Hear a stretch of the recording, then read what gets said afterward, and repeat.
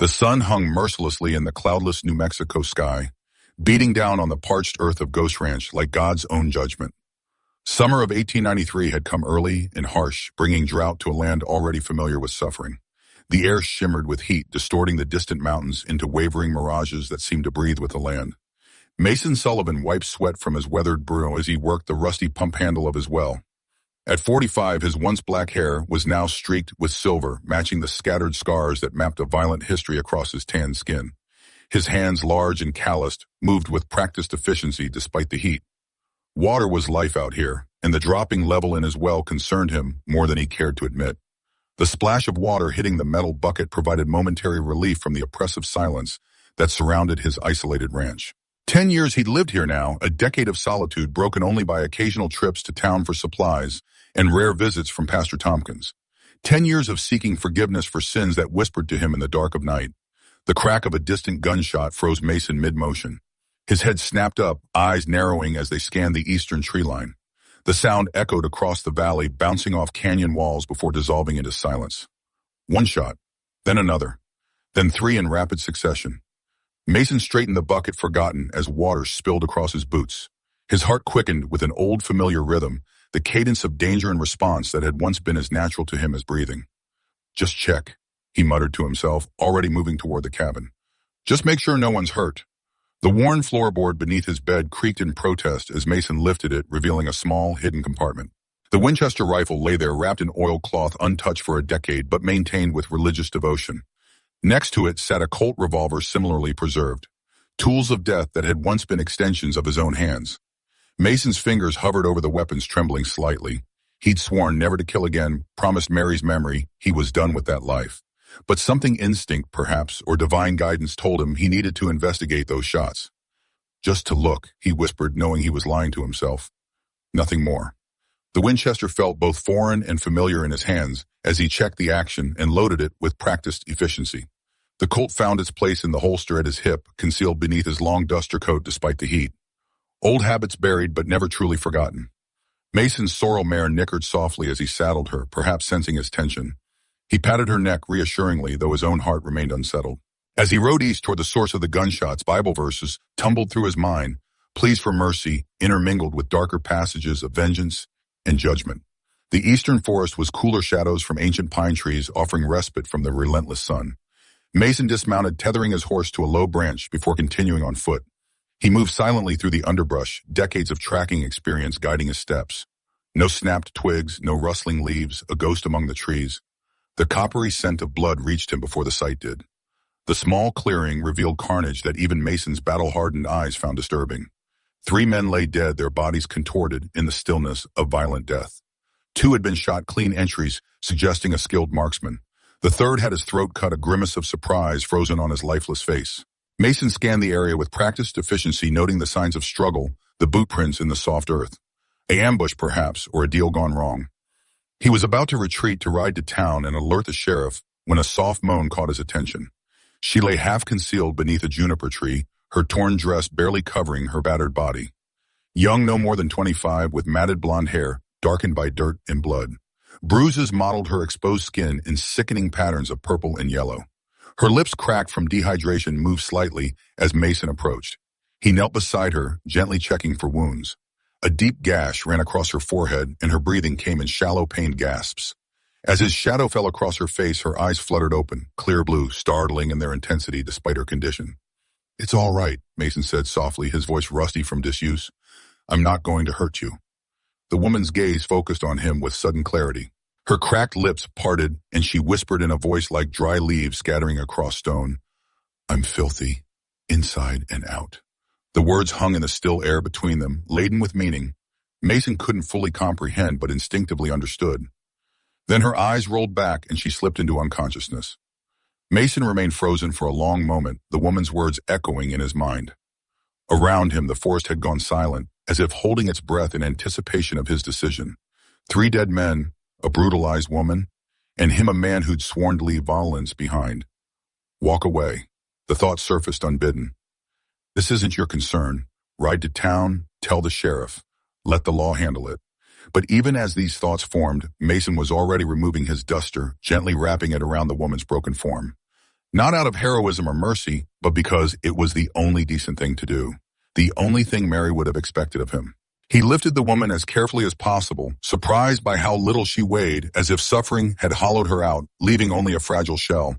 Her head lolled against his chest, a small whimper escaping her lips, despite her unconsciousness. "You're safe now," he murmured, though he wasn't certain that was true. For either of them. The ride back to the ranch was slow and careful, Mason cradling the woman against him with one arm while guiding his horse with the other. The sun was beginning its descent toward the western mountains by the time the weathered cabin came into view. Mason's ranch wasn't much a small cabin with a separate stable, a chicken coop, and a corral for the few horses he kept. A vegetable garden struggled against the drought behind the cabin, protected by a windbreak of salvaged lumber. It wasn't prosperity, but it was honest living, far removed from the blood money of his former profession. Inside the cabin, Mason laid the woman gently on his bed, the only proper place for her to rest. He worked methodically, heating water on the wood stove, gathering clean rags and the small supply of medical items he kept on hand. The routine was familiar from his days as a scout during the war, when field medicine had often fallen to him in the absence of proper doctors. As he cleaned her wounds, Mason cataloged her injuries with clinical detachment. The violence done to her went beyond the cuts and bruises visible on her skin. Her wrists bore rope burns, her arms needle marks. Whoever had held her had done so for some time and with cruel purpose. Anger, cold and familiar, stirred in Mason's chest. He tamped it down. That path led to darkness he had fought 10 years to escape. Yet as he bandaged a particularly deep cut on the woman's arm, his hands trembled with suppressed rage. Some sins, he reflected grimly, deserved judgment more than forgiveness. With the woman's wounds cleaned and bandaged, Mason covered her with a quilt and stepped outside onto the cabin's small porch. The setting sun painted the landscape in hues of amber and gold, a beautiful conclusion to a day marked by ugliness. He lit a cigarette, a rare indulgence, and listened to the evening sounds of the desert awakening as the heat relented. From inside, he could hear the soft sounds of the woman's troubled sleep. Small whimpers and unintelligible murmurs. Not screams or shouts, but the quieter sounds of a shattered soul trying to find its rhythm again. Mason gazed up at the emerging stars, their cold light offering no answers to his unspoken questions. What had happened to her? Who were the dead men? And most troublingly, what responsibility did he now bear for her fate? "What would you have me do, Mary?" he whispered to the gathering darkness. His late wife had been gone 15 years now, yet he still found himself seeking her counsel in moments of doubt. Mary had been his moral compass, his link to humanity during his darkest days as a bounty hunter. Her death had nearly destroyed him, sent him on a 3-year spiral of violence and revenge that had only ended when he realized how far from her ideals he had strayed. The stars offered no reply, but as Mason stood in contemplation, a gentle breeze stirred unexpected in the still evening air. It brushed against his face like a caress, stirring memories of Mary's touch. For just a moment, he could almost feel her presence, as real and substantial as the wooden railing beneath his hands. The sensation passed quickly, but it left Mason with a sense of certainty. The woman asleep in his cabin had been placed in his path for a reason. Perhaps this was his chance for redemption, to save a life rather than take one. With newfound resolve, Mason returned to the cabin. By lantern light, he wrote a brief note to Pastor Tompkins, the only person in these parts who knew his true identity and past. The message was simple: found a wounded woman, need your counsel, come when you can. M. At first light, he would ride to the edge of town and find one of the local boys to deliver it. For now, he settled into the wooden chair beside the bed, Winchester across his lap, prepared for a long night of watchful vigil. Dawn brought no improvement in the woman's condition. She remained unconscious, her breathing shallow, her skin hot with fever. Mason bathed her forehead with cool water and forced small amounts of broth between her parched lips. By mid-morning, he knew he needed help beyond his limited medical knowledge. Reluctantly leaving the woman alone, Mason rode to the outskirts of Redemption, the small town that served as the only civilization within 30 miles of his ranch. He avoided the main street instead, finding young Tommy Wilson cleaning stables behind his father's general store. "Need you to take a message to Pastor Tompkins," Mason said, pressing the folded note and a silver dollar into the boy's hand. "It's important, Tommy, just for the pastor's eyes." "Yes, sir, Mr. Sullivan," the boy replied, eyes wide at the generous payment. "I'll take it straight away." "And Tommy," Mason added, his voice dropping lower, "no need to mention to anyone you saw me today." The boy nodded, solemnly understanding without being told that discretion was part of what he was being paid for.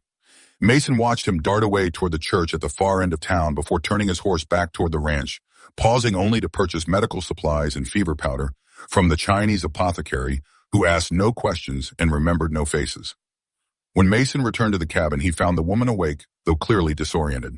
She had dragged herself from the bed and now sat huddled in the corner of the room, clutching a feed sack she must have found like it was the last soft thing in the world. Her eyes wide with fear tracked his every movement. "I won't hurt you," Mason said softly, keeping his distance. "You're safe here." The woman didn't respond, but her grip on the feed sack loosened slightly. Mason moved slowly, placing the medical supplies on the table before backing away again. "You've been hurt," he continued. "You need rest and medicine. Will you let me help you?" After a long moment, the woman gave a barely perceptible nod. Her gaze remained wary, but desperation and weakness overcame fear. Mason helped her back to the bed, administered the fever powder with water, and redressed her wounds. All the while, he maintained a respectful distance, whenever possible, his movements deliberate and non-threatening. As dusk approached, the woman spoke for the first time since her initial words in the forest. "Why didn't you touch me?" she asked, her voice still rough but stronger than before. Mason paused in his task of stoking the fire, considering her question. The answer came with simple clarity. "Because no one should have," he replied, meeting her gaze directly. Something shifted in the woman's expression, not quite a smile, but a lessening of the tension around her eyes. Her lower lip quivered slightly, betraying emotions kept rigidly in check. She looked away, but not before Mason caught the glimmer of tears she refused to shed. That night, the woman slept inside by the fire rather than retreating to the barn, as Mason had half expected. He again took his place in the chair, maintaining his vigilant watch. Outside, coyotes howled in the distance, their mournful cries echoing across the empty landscape. Inside the cabin, a fragile trust had begun to form, tenuous as spider silk, but present nonetheless. Pastor James Tompkins arrived shortly after noon the following day, his ancient mule wheezing from the journey. At 65, the pastor was still robust, his white beard and weathered face giving him the appearance of an Old Testament prophet. Before finding God, Tompkins had been a cavalry sergeant, a fact evident in his straight posture and assessing gaze as he dismounted. "Mason, he greeted, his voice deep and resonant. "Your message was concerning." "Inside," Mason replied with a nod toward the cabin. "She's awake, but still weak." The pastor followed Mason into the cabin, removing his hat respectfully as he entered. The woman was sitting up in bed, watching their entrance with cautious eyes. "This is Pastor Tompkins," Mason explained. "He's a friend. He can be trusted." The pastor approached, slowly pulling a chair beside the bed, but leaving comfortable space between them. "I'm pleased to see you recovering, my dear," he said gently. "Would you feel comfortable telling us your name?" The woman hesitated, her gaze flicking between the two men. "Eleanor," she finally said. "Eleanor Winter." "Miss Winter," the pastor acknowledged with a small nod. "You're among friends here. Mason has told me how he found you, but nothing more. Would you care to share what happened?" Eleanor's hands twisted in the quilt covering her lap. I don't remember much," she admitted, frustration evident in her voice. "I was teaching. I'm a governess for a family in Chicago, the Calhouns. Then, nothing clear, just fragments. Men taking me. A dark room." Her breathing quickened. Pain. So much pain. Pastor Tompkins raised a calming hand. "It's all right, Miss Winter. The mind sometimes protects us from what it cannot bear to remember." While they spoke, Mason had noticed something protruding from the pocket of his duster, which now hung beside the door. He retrieved a folded piece of paper, yellowed and creased from handling. Opening it revealed handwriting, elegant but hurried in what appeared to be journal form. "Is this yours?" he asked, turning toward Eleanor. She frowned, shaking her head slowly. "I don't know. I don't remember writing anything." Mason handed her the page. "It was in your pocket when I found you." Eleanor accepted the paper with trembling fingers. As she read, the color drained from her face. "The judge knows everything," she recited, her voice barely above a whisper. "Garrett is coming. Only I remain." She looked up, confusion and fear warring in her expression. "I don't understand. I don't remember writing this." "Does the name Garrett mean anything to you?" Pastor Tompkins asked gently. At the name, Eleanor visibly flinched, though confusion remained in her eyes. "I don't know. But it feels—" She struggled for words. "It feels wrong. Dangerous." Mason and the pastor exchanged a significant look. Whatever had happened to Eleanor Winter went beyond a simple assault. The dead men in the forest, the cryptic note, her selective memory loss all pointed to something more sinister. "You're safe here for now," Mason assured her, though the words felt hollow even as he spoke them. "Rest. Recover your strength. Memory often returns with time." After ensuring Eleanor had food and water within reach, the two men stepped outside to speak privately. The afternoon sun cast long shadows across the yard as they walked toward the corral. "This is trouble, Mason," Tompkins said without preamble. Deep trouble. I know, Mason replied, watching a hawk circle lazily overhead. But what was I supposed to do? Leave her there. The pastor sighed heavily. No, that wouldn't be your way, despite what you'd have people believe. He stroked his beard thoughtfully. The note mentions a judge. Could be Judge Montgomery in town. He's the only judge for 100 miles. Respectable man, Mason observed. Church-going, generous to widows and orphans by all accounts. Yes, Tompkins agreed, his tone thoughtful. Very careful about his public image. He turned to face Mason directly. I'll make some discreet inquiries. In the meantime, keep her hidden. If what she witnessed was important enough for men to die over others, we'll be looking for her. As the pastor prepared to leave, he placed a weathered hand on Mason's shoulder. Be careful, old friend. You left that life behind for good reason. I'm just helping a wounded woman, Mason protested. Tompkins' expression remained grave. The path to hell is often paved with good intentions, and the path back to your old ways might be shorter than you think. With those sobering words, the pastor departed, leaving Mason alone with his thoughts and an unconscious woman who carried secrets dangerous enough to kill for. The next 3 days passed quietly as Eleanor's physical condition improved. The fever broke her wounds, began to heal, and color returned to her gaunt features. She grew stronger, moving from bed to chair, then carefully around the cabin. Mason kept his distance while remaining attentive to her needs, preparing simple meals, providing clean clothes left behind by the occasional female travelers Pastor Tompkins had sent his way over the years. On the 4th morning, Mason found Eleanor standing unsteadily before the small mirror hanging near the wash basin. She was attempting to brush her matted hair, wincing as the comb caught in the tangles. Let me help, Mason offered, approaching slowly. Eleanor tensed but handed him the comb after a moment's hesitation. Mason worked with surprising gentleness, carefully teasing out the knots without causing pain. His large hands, capable of such violence in another life, moved with delicate precision. You've done this before, Eleanor observed, watching him in the mirror. A shadow passed across Mason's features. For my wife, she had beautiful hair, long like yours, dark as a raven's wing. What happened to her? Eleanor asked softly. Mason's hand stilled momentarily. She died 15 years ago. The words were clipped, final, a door firmly closed. Eleanor didn't press further. When Mason finished, she thanked him with a small nod, their eyes meeting briefly in the mirror. An understanding passed between them, respect for boundaries, for wounds too deep to expose to casual examination. That evening, as they sat before the fire sharing a simple meal of rabbit stew, Eleanor spoke of her life before the gaps in her memory. She was the daughter of a literature professor at Northwestern University in Chicago, educated beyond what was common for women of her time. After her father's death, she had taken a position as governess to the Calhoun family's 3 children. They seemed the perfect family, she said, her gaze distant as she recalled the past. Mr. Calhoun is a prominent banker. Mrs. Calhoun active in society and charity work. The children were well-behaved if a bit sheltered. Her brow furrowed. But there was something off about the household. Rules that made no sense. Rooms I wasn't allowed to enter. Conversations that stopped when I approached. When did you disappear? Mason asked. Eleanor shook her head in frustration. I don't know. The last clear memory I have is teaching Alice, the youngest, her letters in early April. Then, fragments. A cellar, I think. Men I didn't know. Pain. She set down her bowl, appetite gone. And fear. Constant fear. That night, Eleanor's nightmares began in earnest. Mason woke to her screams, finding her tangled in sweat-soaked sheets, fighting invisible assailants. He approached cautiously, speaking her name until she woke fully wild-eyed and trembling. The children, she gasped, clutching at Mason's arm with surprising strength. In the basement. So many children, crying in the dark. It was just a dream. Mason soothed her to uncertainty, colored his words. Eleanor's eyes cleared, the fog of nightmare receding. No, she whispered. A memory. I think I saw something I wasn't supposed to see. The implications hung heavy in the air between them. If her fragmented recollections were indeed memories, rather than nightmare fabrications, the danger to Eleanor, and now to Mason by association, was far greater than either had initially realized.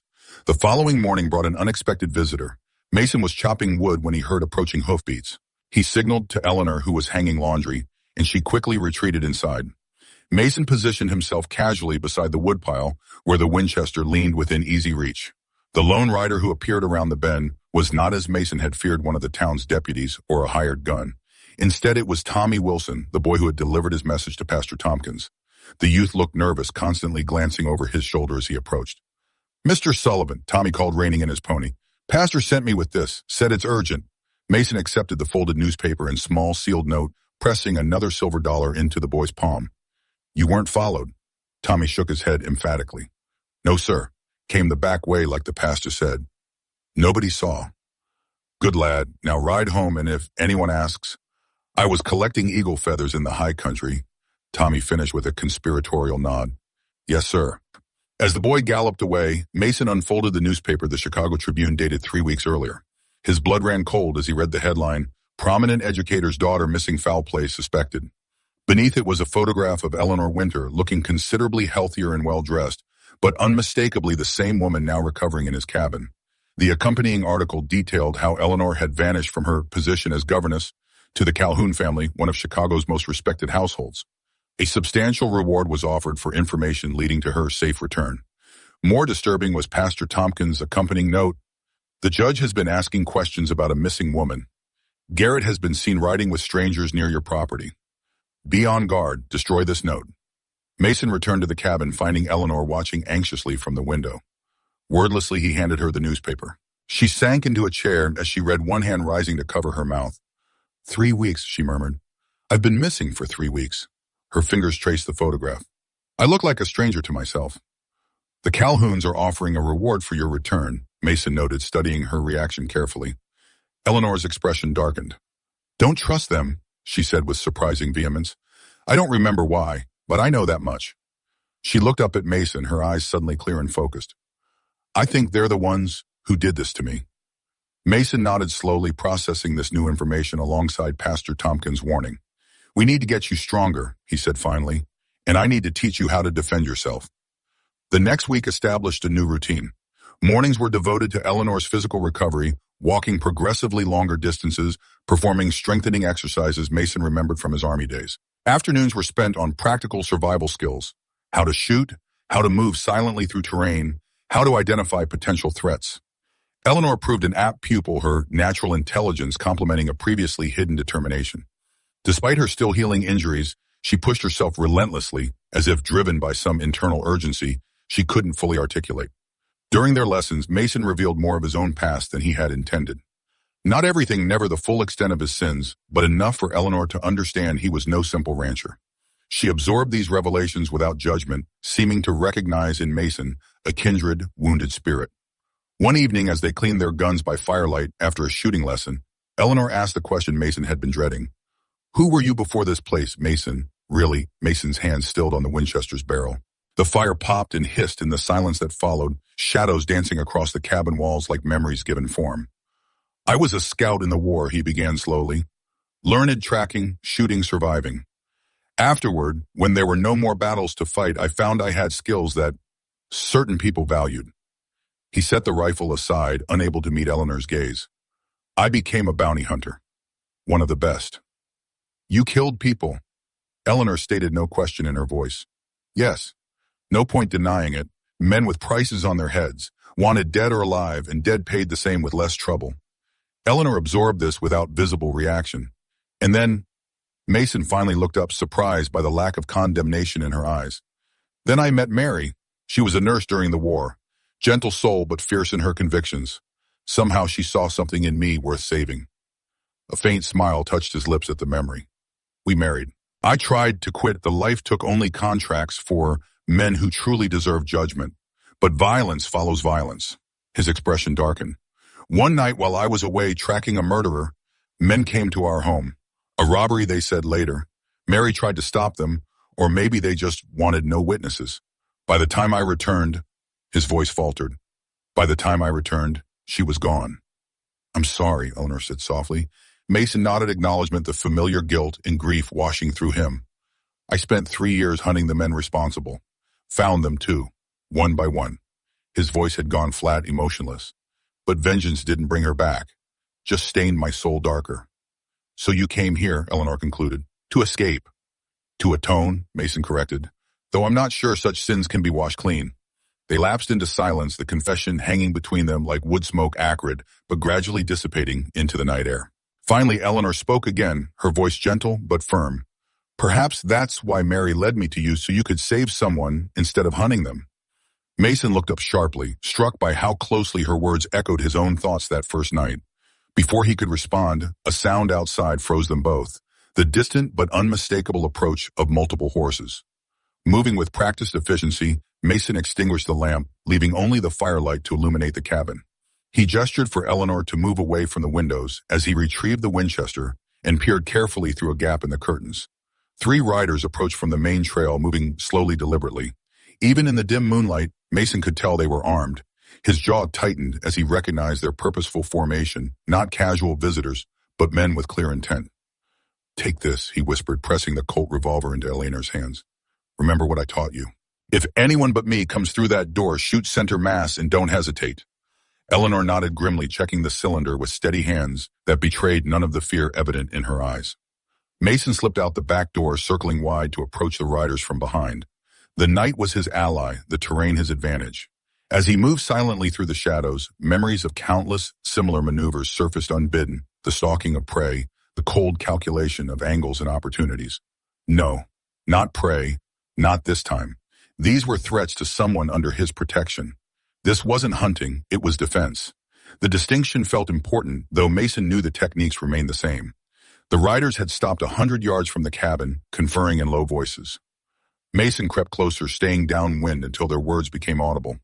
"Sure, this is the place," one man was asking, his accent marking him as Eastern, out of place in this territory. "Sullivan's Ranch," another confirmed. "Keeps to himself, but the pastor visits regular." "Judge said to be careful," the third man warned. "If the woman's here, Sullivan might be harboring her knowingly. Man has a reputation, though it's old." Mason's blood ran cold. They knew his name, his real name, not the Mason Sullivan identity he'd carefully cultivated for a decade. And they were connected to the judge. Pastor Tompkins' warning had been well-founded. Making a swift decision, Mason circled back to the cabin, slipping inside to find Eleanor exactly where he'd left her, revolver trained steadily on the door. "3 men," he whispered. "Looking for you," mentioned a judge. Eleanor's face paled, but her hands remained steady. "What do we do?" "We leave, now." Mason moved with purpose, gathering essential supplies into saddlebags. "They're not rushing in, which means they're not certain you're here. We use that hesitation." Within minutes, they had packed the bare necessities: food, ammunition, basic medical supplies, and bedrolls. Mason led Eleanor to the stable behind the cabin, where they silently saddled 2 horses. His sorrel mare for him, and a steady buckskin gelding for Eleanor. "Stay close, do exactly as I say. And if there's trouble, ride east toward the mountains," Mason instructed as they mounted. "There's a line shack in Cottonwood Canyon. You'll find supplies there." Eleanor nodded, her face set with determination despite the fear evident in her eyes. Mason led them out the back of the stable, away from the cabin, using a dry creek bed to mask their departure. Behind them, the cabin stood as they'd left it, no fires doused, no obvious signs of hasty departure. Let the men waste time searching empty rooms while they gained distance. They rode through the night, Mason setting a careful pace that prioritized stealth over speed. He led them on a circuitous route, crossing rocky ground where horses would leave no tracks, doubling back occasionally to ensure they weren't followed.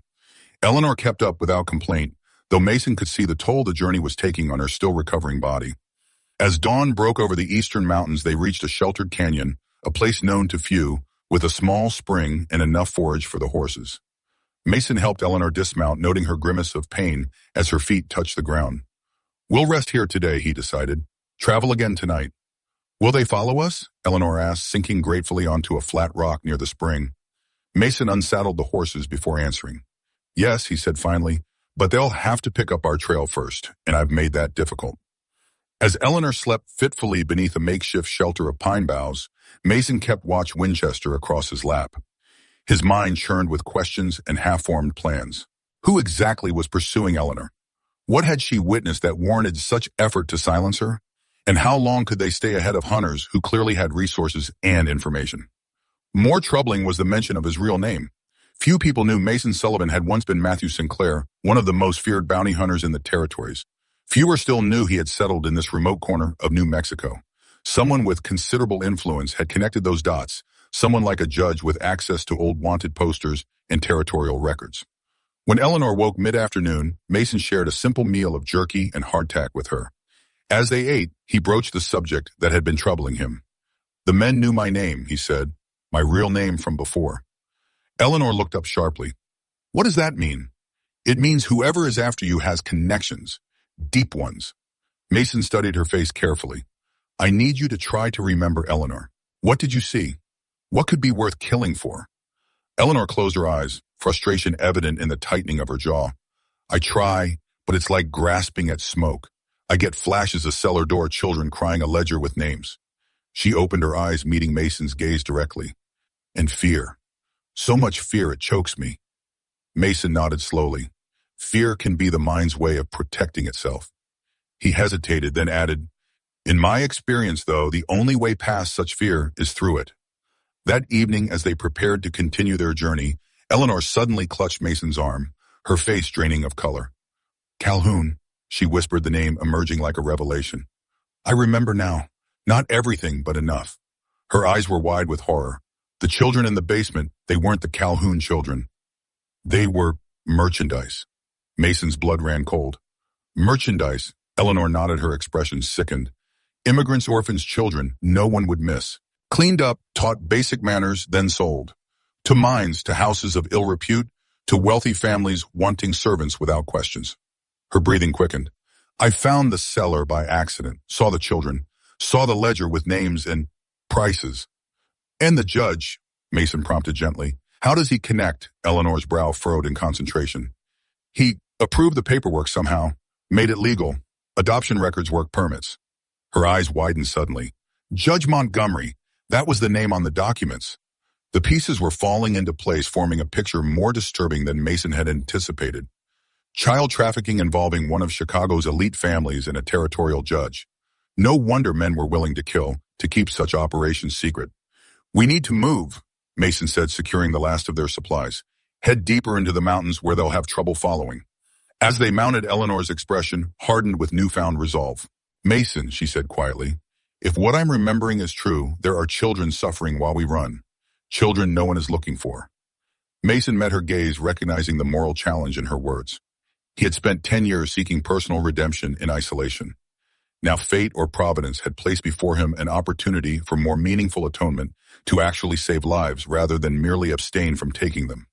First we get you safe, he said finally, then we figure out how to stop them. They rode into the gathering darkness, leaving behind the simple life Mason had built and heading toward a confrontation he had spent a decade avoiding. Behind them, the stars emerged one by one, cold witnesses to the small drama unfolding beneath their ancient light. And somewhere in that vast, indifferent sky, Mason imagined Mary watching as well, perhaps guiding him toward the redemption he had so long sought. As they crested a ridge overlooking a valley bathed in moonlight, Eleanor drew alongside Mason. I'm sorry, she said softly, for bringing this danger to your door. Mason shook his head, his expression softening in the silvery light. Perhaps this is exactly where I'm meant to be. The night enveloped them as they descended into the valley, two solitary figures moving through a landscape as harsh and unforgiving as the trials that lay ahead. Yet in that moment, neither was truly alone anymore, bound together by circumstances. Neither had chosen, but both now faced with growing resolve. The mountains rose like ancient sentinels against the dawn sky, their jagged peaks painted in hues of rose and gold that belied the harshness of the terrain. After 3 days of hard riding through increasingly remote country, Mason and Eleanor had reached the high wilderness, where few men ventured by choice. They made camp in a secluded box canyon, its narrow entrance easily defensible, its high walls offering protection from both elements and prying eyes. A small stream provided fresh water, and the scattered pine trees yielded enough deadfall for cooking fires that produced minimal smoke. Eleanor had proven remarkably resilient throughout their flight. Despite her still healing wounds and the rigors of hard travel, she maintained a quiet determination that Mason found himself admiring. The fragile woman he'd found beneath the juniper tree was transforming before his eyes, fear giving way to resolve, victimhood to purpose.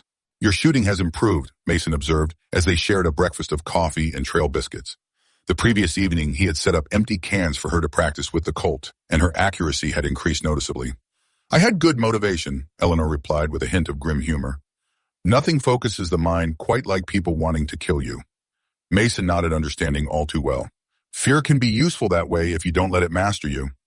As the sun climbed higher, Mason tended to the horses while Eleanor reorganized their dwindling supplies.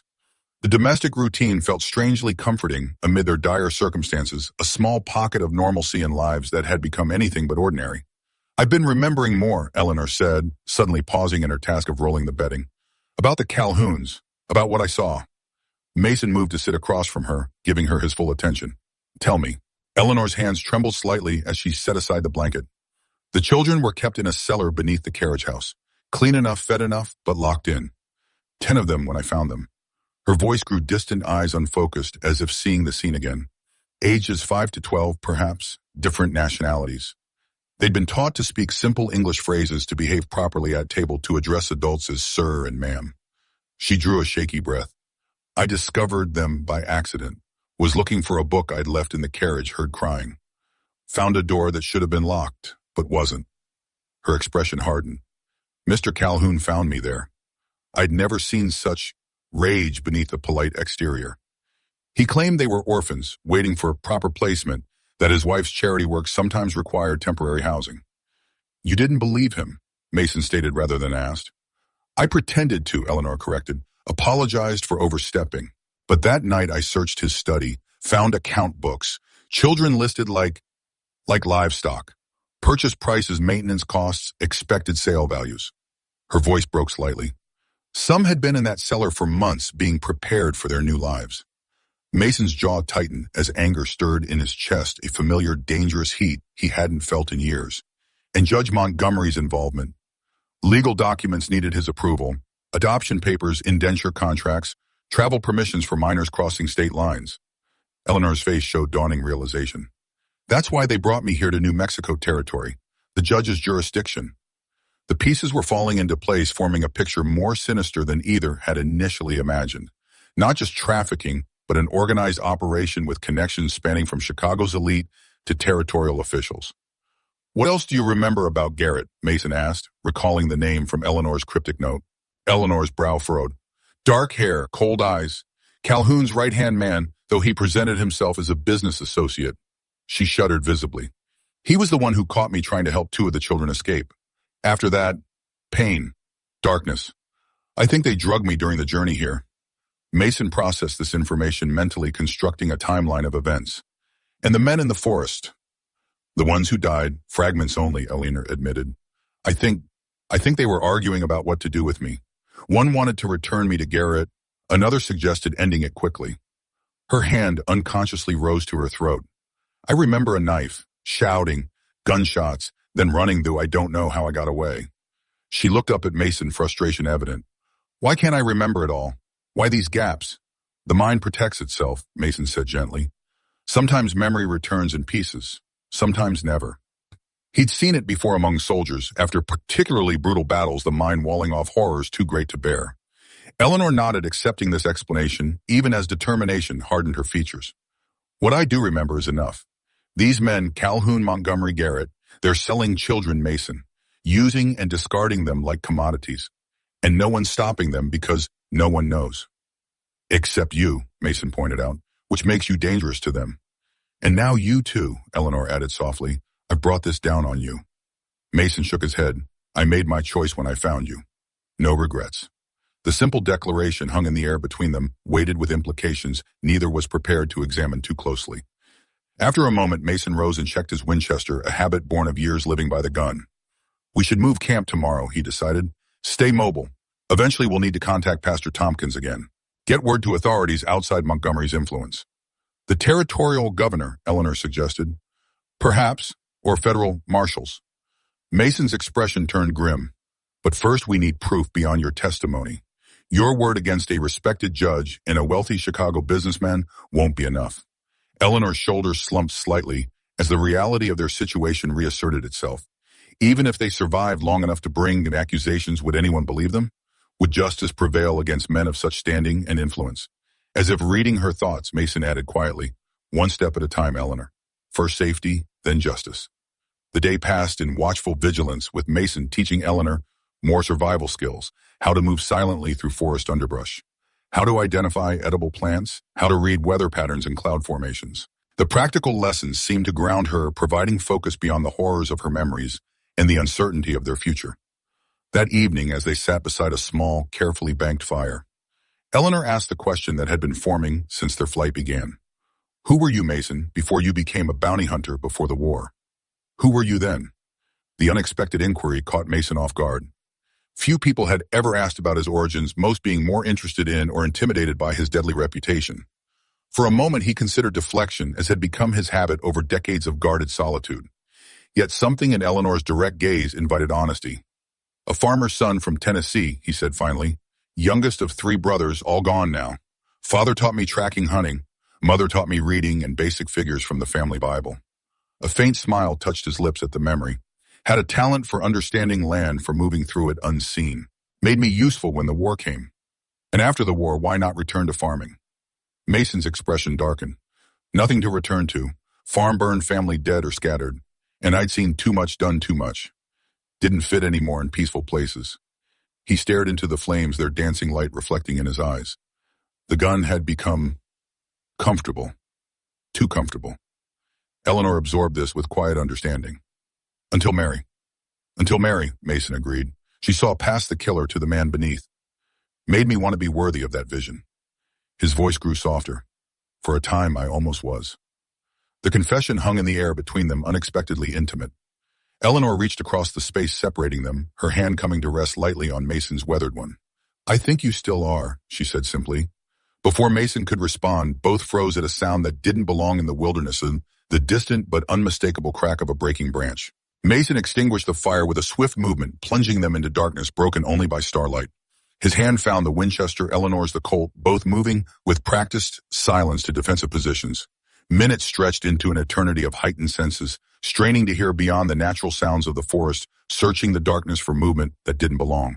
Just as Mason began to wonder if they'd overreacted to some nocturnal animal, a metallic click echoed from the canyon entrance, the sound of a rifle hammer being cocked. I know you're in there, Sullivan, a voice called out, confident and cold. No sense hiding. We just want the woman, Mason signaled for Eleanor to remain silent, his mind racing through limited options. The canyon offered protection, but also confinement. One entrance meant one exit, now apparently covered by at least one gunman. You've got the wrong man, Mason called back, disguising his voice with a higher pitch. Name's Wilson. Just a prospector. A harsh laugh answered him. Nice try. We tracked you from that pathetic ranch of yours. 3 days behind, but we found you all the same. A pause, then. The woman's not worth dying for, Sullivan. Hand her over and you walk away clean. There's no woman here. Mason maintained the deception, using the exchange to pinpoint the speaker's location. One voice so far, but likely not alone.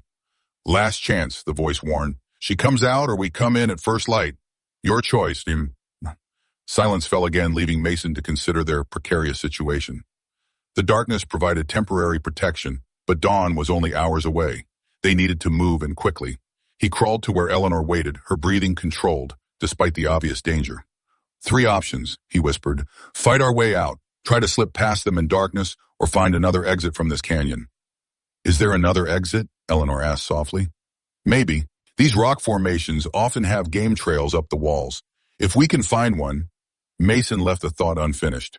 Such a trail, if it existed, would be treacherous even in daylight. In darkness, it approached suicide. Eleanor's response came without hesitation. I won't let you die for me, Mason. If there's no way out, I'll surrender. Not an option, Mason replied firmly. I've seen what these men do. You wouldn't survive to testify. A tense silence followed as both contemplated their increasingly dire circumstances.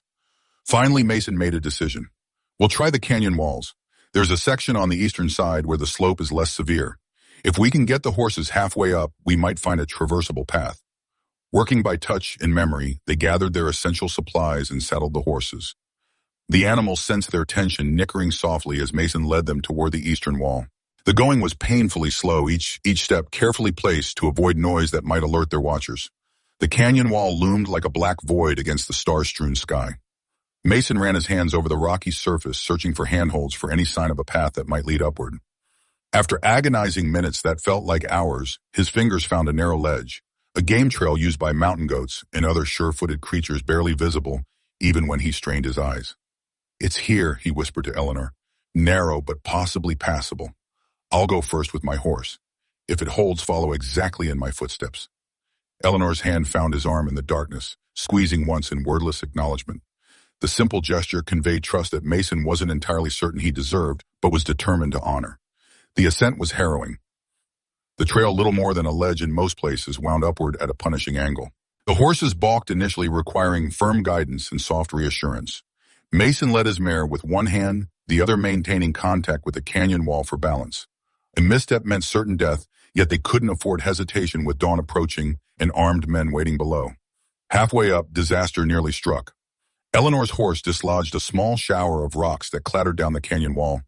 They froze, barely breathing, as a voice called out from below. What was that?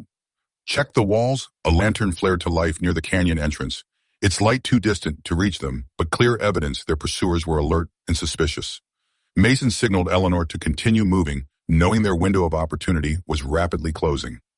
After what seemed an eternity of careful progress, the trail leveled somewhat, eventually opening onto a small plateau halfway up the canyon wall. They paused there, catching their breath as Mason surveyed their position. The plateau connected to a series of similar formations that eventually led to the canyon rim, a possible escape route, though still treacherous in darkness. We can make it, he whispered to Eleanor, whose face was barely visible in the faint starlight. Another hour of climbing, then we'll be above and behind them. She nodded, determination evident even in the simple gesture. As they prepared to continue their ascent, a flicker of movement below caught Mason's attention. Lantern light bobbed near the base of the canyon wall. Their trail had been discovered. They're coming up after us, Mason said grimly. We need to move faster. The next section of trail proved even more challenging, forcing them to lead the increasingly reluctant horses along ledges barely wide enough for passage. Every step became a calculated risk, every handhold a matter of life or death. Yet the alternative, facing armed men determined to silence Eleanor, permanently drove them onward. Dawn was beginning to lighten the eastern sky when they finally reached the canyon rim. The first golden rays revealed a landscape of rugged beauty, distant peaks, forested slopes, and the winding path of a river valley below. It also revealed two riders approaching from the south, moving with purpose toward the canyon.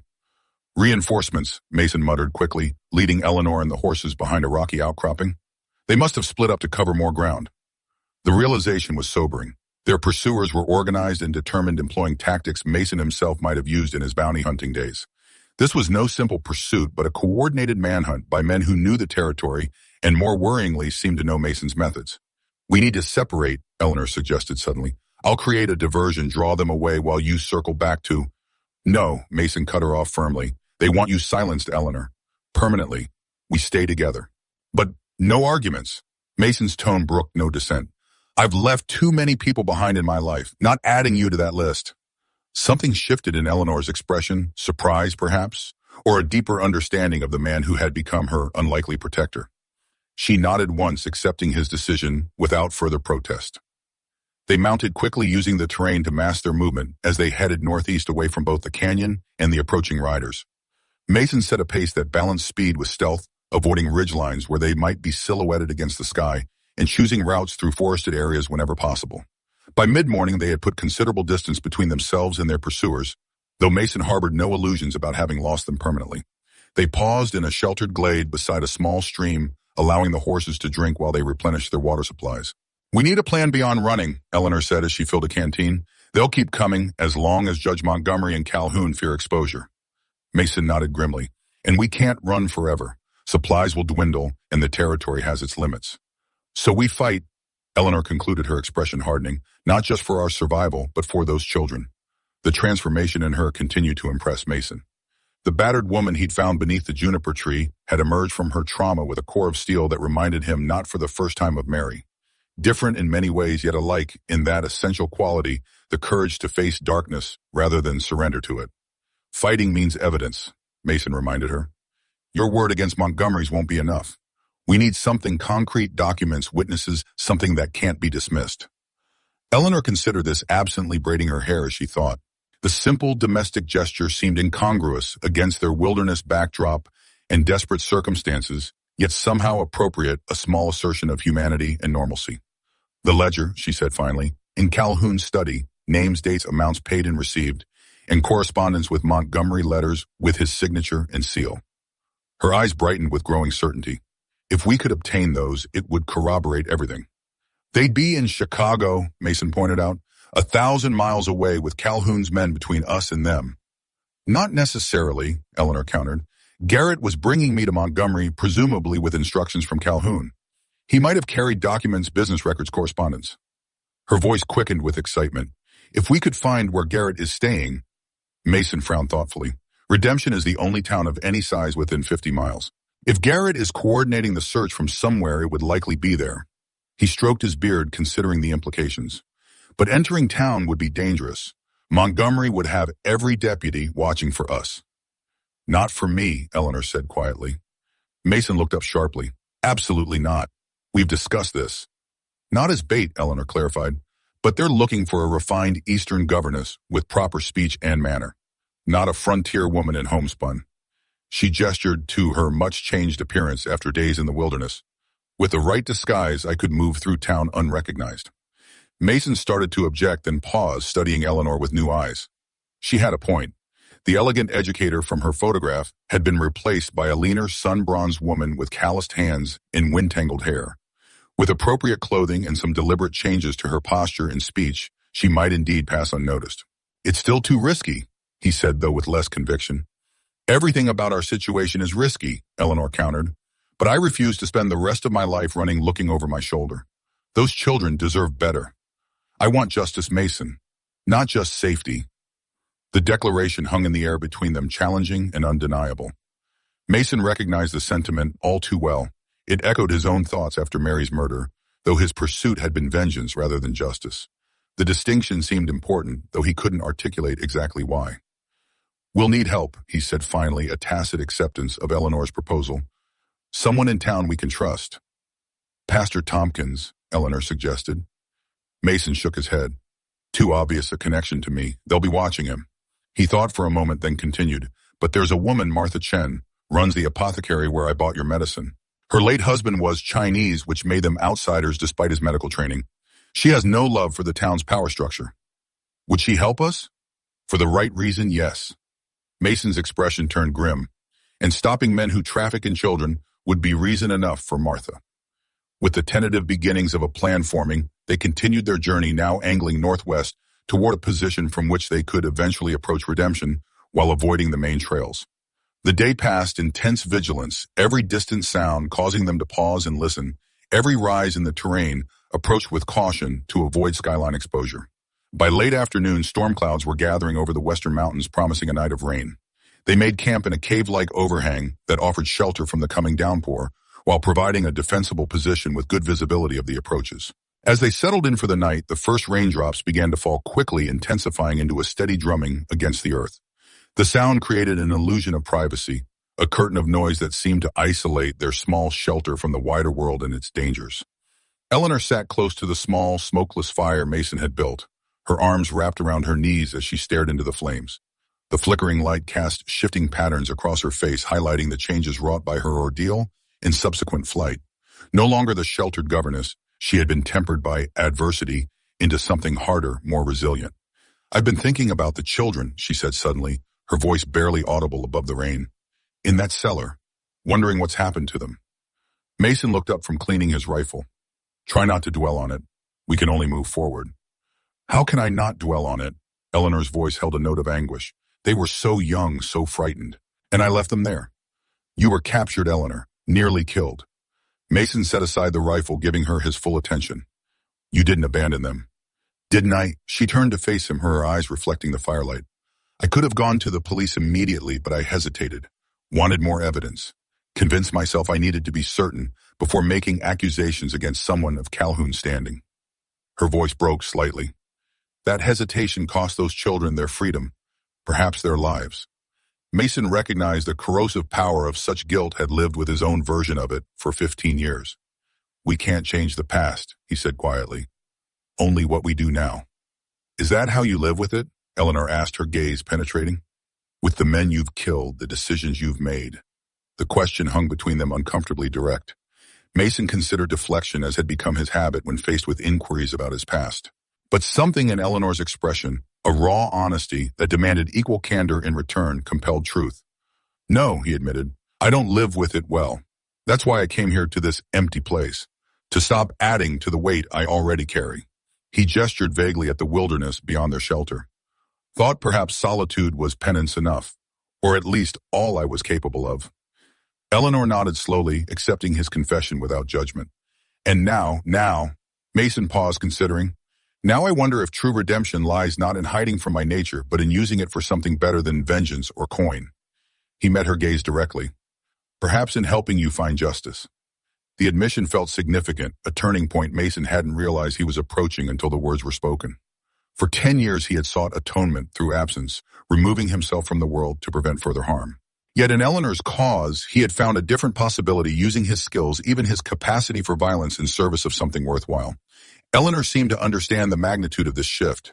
She reached across the space between them, her hand coming to rest lightly on his forearm. "Then we'll find justice together," she said simply. The touch lingered warm and human against the backdrop of wilderness and danger that had become their reality. Neither spoke further, allowing the moment its natural weight and significance as the rain continued its steady percussion beyond their shelter. Dawn brought clearing skies and renewed determination.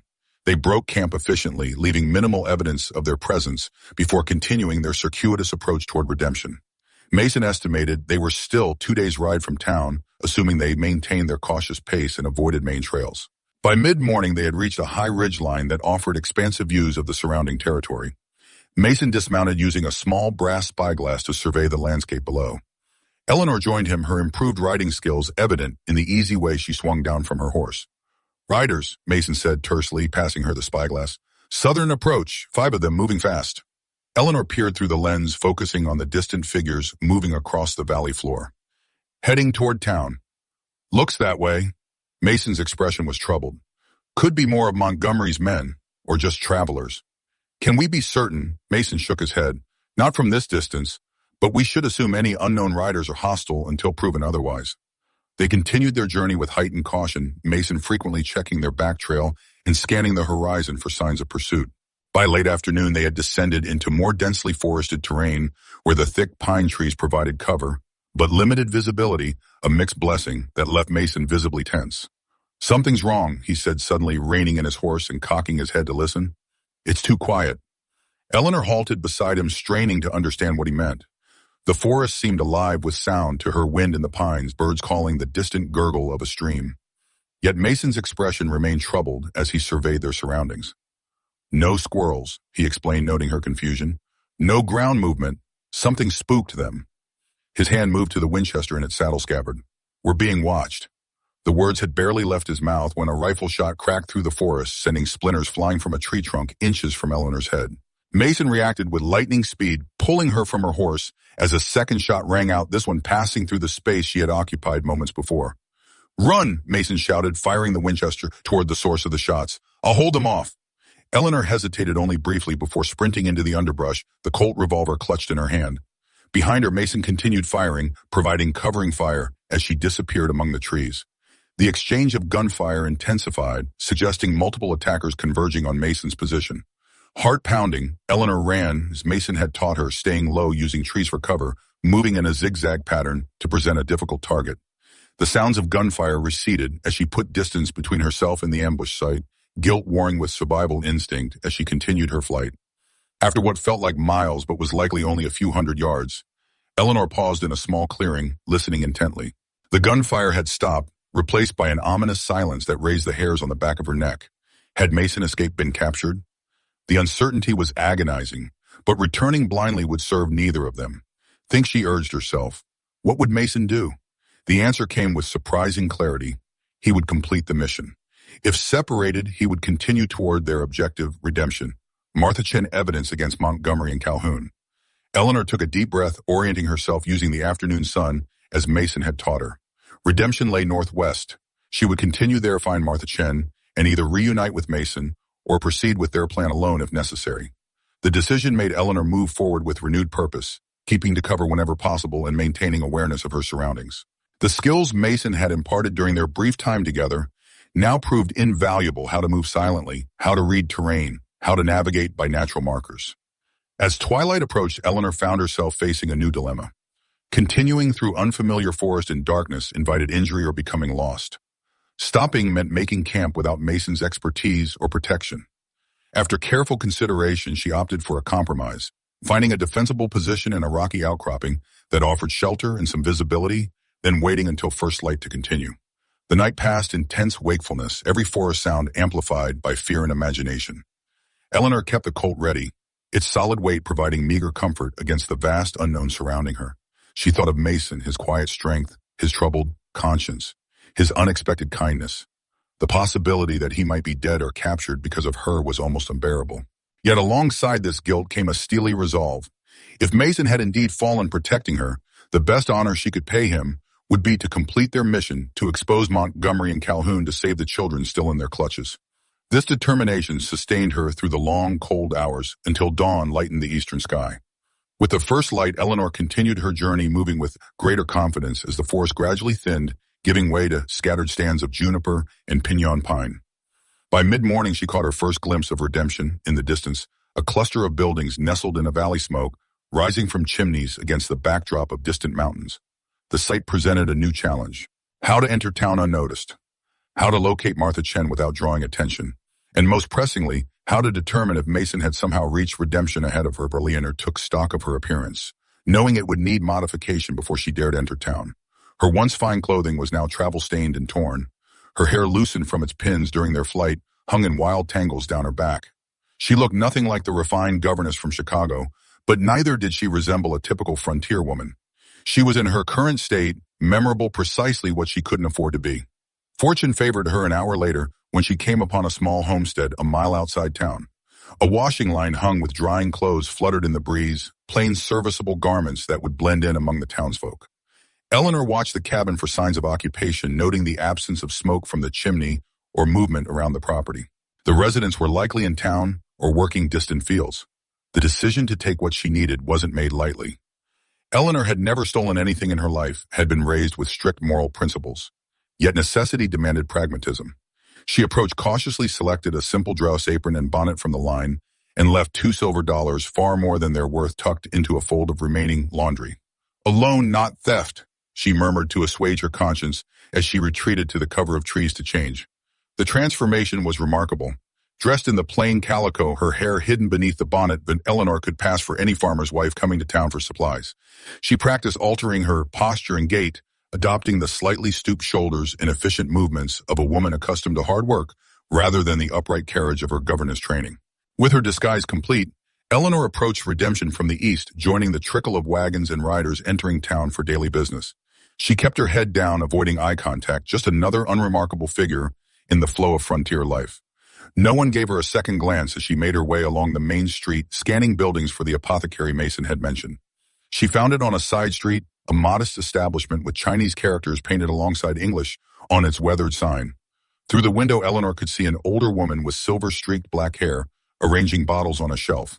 Martha Chen, presumably. The woman's features showed her Chinese heritage, though softened by what appeared to be European ancestry, as well a living embodiment of cultural boundaries crossed. Eleanor took a steadying breath before entering the small bell above the door, announcing her arrival. Martha Chen turned, offering a polite but reserved smile to her apparent customer. "Good morning," she greeted. "What can I help you with today?" Eleanor glanced around the shop, confirming they were alone, before responding in a lowered voice. "I'm looking for Mason Sullivan. He said you might help us." Martha's expression remained carefully neutral, though her eyes sharpened with interest. "I know no one by that name," she replied evenly.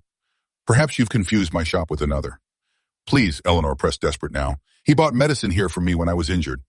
He said you were trustworthy." She hesitated, then added, "It concerns children in danger." "Many children." At this, something shifted in Martha's demeanor. She moved to the front window, glancing out before pulling down the shade. With efficient movement, she locked the door and turned the sign to closed. "Who are you?" she asked directly, all pretense of ignorance abandoned. "Eleanor Winter. I am a governess from Chicago." The words tumbled out in relief. "Mason rescued me after I discovered an operation trafficking children. Judge Montgomery is involved. We were ambushed yesterday, and I don't know if Mason survived." Martha studied her intently, as if measuring the truth of her words. "Mason Sullivan buys medicines from me occasionally. Keeps to himself. Never mentioned being a rescuer of damsels or a hunter of corrupt judges." Her tone was skeptical, but not dismissive. "He wouldn't," Eleanor acknowledged. "He's private about his past. But he said you might help us because you understand what it means to be an outsider, to be vulnerable." This struck a chord. Martha's expression softened slightly. "Come to the back room," she decided. "It's safer to talk there." The rear of the shop contained a small living area, a stove, a table with chairs, shelves lined with books and personal items that reflected both Chinese and Western influences. Martha gestured for Eleanor to sit, then poured 2 cups of tea from a pot keeping warm on the stove. "Now," she said, placing a cup before Eleanor, "tell me everything. From the beginning." Eleanor did, recounting her discovery of the children at the Calhoun house, her capture, her rescue by Mason, and their subsequent flight. She explained their plan to find evidence of Montgomery's corruption and the ambush that had separated them. Throughout the narrative, Martha listened attentively, her expression revealing nothing of her thoughts. When Eleanor finished, Martha remained silent for a long moment, absently turning her teacup in its saucer. Finally, she spoke. Judge Montgomery is indeed powerful in this territory. Respected, feared. His word is law in redemption. Her eyes met Eleanor's directly. Accusing such a man without irrefutable evidence would be suicide. I know, Eleanor acknowledged. That's why we need to find documentation. Mason thought Garrett Calhoun's man might have brought papers with him. Martha nodded slowly. A man named Garrett checked into the hotel 3 days ago. Expensive clothes, Eastern accent. Moves like someone dangerous. She sipped her tea thoughtfully. He's been meeting with the judge daily and hiring men rough sorts from the saloon. Hope surged in Eleanor's chest. That's him. Do you know where he's staying? Which room? Second floor of the Grand Hotel, corner room overlooking the street. Martha's expression turned grave. But he's not alone, has 2 men with him and more coming and going with reports. The search parties, Eleanor realized aloud. They're coordinating from town. Yes, and they brought someone in last night, after dark through the back entrance. Martha watched Eleanor carefully as she delivered the next words. A man, wounded. They're keeping him in the storage room behind the hotel. Eleanor's heart seemed to stop, then race. Mason. I couldn't see clearly, Martha admitted, but it was a man of his general build. They weren't gentle with him. The implications were horrifying. If Mason had been captured rather than killed, it meant interrogation. Torture, possibly. And eventually, when he'd served his purpose of leading them to Eleanor execution disguised as frontier justice. I have to help him, Eleanor said, rising from her chair. Martha caught her arm. That would be throwing away his sacrifice. The hotel is watched. The judge's men are everywhere. Her grip tightened. If you want to help Mason and those children, you need to think strategically, not emotionally. The rebuke, gentle but firm, checked Eleanor's impulse. Martha was right. Rushing in would accomplish nothing except getting herself captured, rendering Mason's protection meaningless. What do you suggest? Eleanor asked, forcing herself to think past the fear for Mason's safety. First confirmation, Martha decided. I'll go to the hotel on the pretense of delivering medicines. See if I can verify it's Mason they're holding. She considered further. If it is, we'll need a diversion to free him, and still need to find whatever evidence Garrett may have brought. I could create a diversion, Eleanor offered. A fire, perhaps. Too dangerous. Martha cut her off. Fire in a frontier town is no small matter. It could kill innocent people. She thought for a moment. No, we need something that draws attention without causing harm, and we need more help. Who can we trust? Eleanor asked, keenly aware that in redemption, Montgomery's influence extended to nearly every official. A slight smile curved Martha's lips. Not everyone in redemption benefits from the judge's power. Some of us have reasons to see it diminished. She rose, moving to a small writing desk. Rest here, eat something. I'll make inquiries and return before nightfall. But our trust works both ways, Miss Winter, Martha interrupted, her tone brooking no argument. You've asked for mine. Now I ask for yours in return. With that, she departed through a rear door, leaving Eleanor alone with her racing thoughts and the terrible knowledge that Mason, who had risked everything to protect her, now lay captured and likely suffering because of that choice. Outside, the apothecary redemption continued its daily business, unaware of the corruption at its heart or the desperate plans forming to expose it. From her hidden vantage point behind Martha's curtains, Eleanor watched the townsfolk moving about their affairs, the blacksmith hammering at his forged children, playing in the dusty street, women gossiping outside the general store.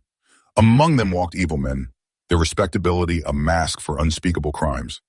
And somewhere in that same town, Mason Sullivan awaited whatever fate Montgomery and Garrett had planned for him. The thought hardened Eleanor's resolve. She would not run again, would not abandon those who needed her, not Mason, not the children still in Calhoun's cellar.